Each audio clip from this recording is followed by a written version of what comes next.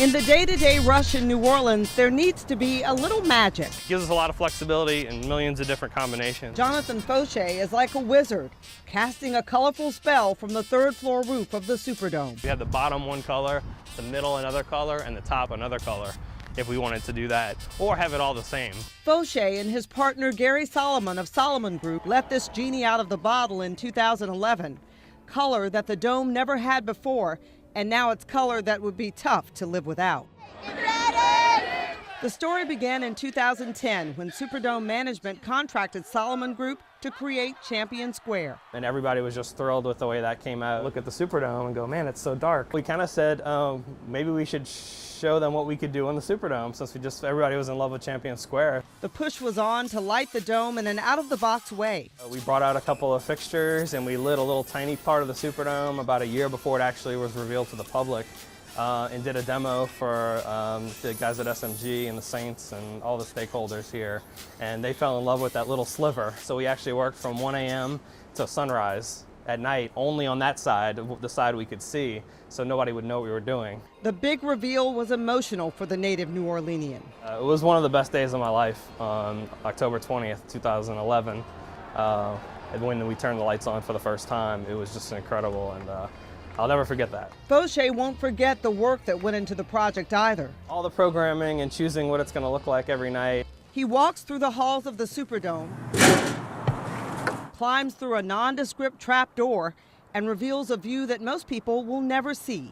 You can really see how large these panels are when you're up close. And the mechanics behind the lights you see every night. Electrical contractors installed 288 of these LED fixtures around the dome. And each one is individually controllable for each panel, and each panel has 3 fixtures. So you can see that creates an endless amount of options for different color combinations between the red, green, and blue, or white, or anything in between. Each of the light fixtures is numbered and pinpointed by location. So on the network, this one's addressed to channel 121 in the southwest quadrant, and this is fixture number 10031. So the lights can be programmed in a small room in the dome. So these are the different cardinal locations with the different groups of lights. They're broken into quads.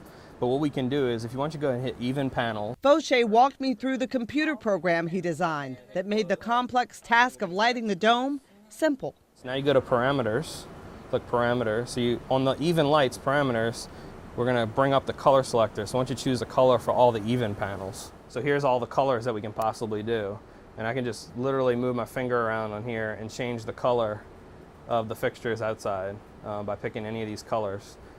We can also go to a palette of colors that we named.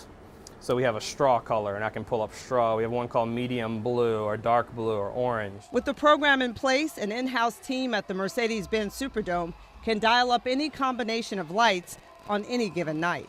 So we don't use all those combinations, and we try to keep it subtle sometimes when there's no events going on, and then when it's exciting and there's a big event going on, it's something different and makes everybody look, oh, what's going on at the dome tonight? It took 5 miles of electrical wire to hook up these 26,000 LED lights.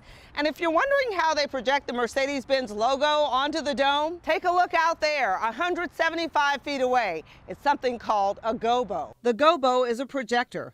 This glass disc, etched with acid, is used in the gobo to flash specific names or logos on the dome. So the display you see is not only beautiful, but energy efficient. These lights pull only just a few watts each, so it's about the same or less than your house probably, of what you're using at night in your house, the same energy. So the next time you pass by the dome, you'll know the backstory and all the hard work that went into making you smile.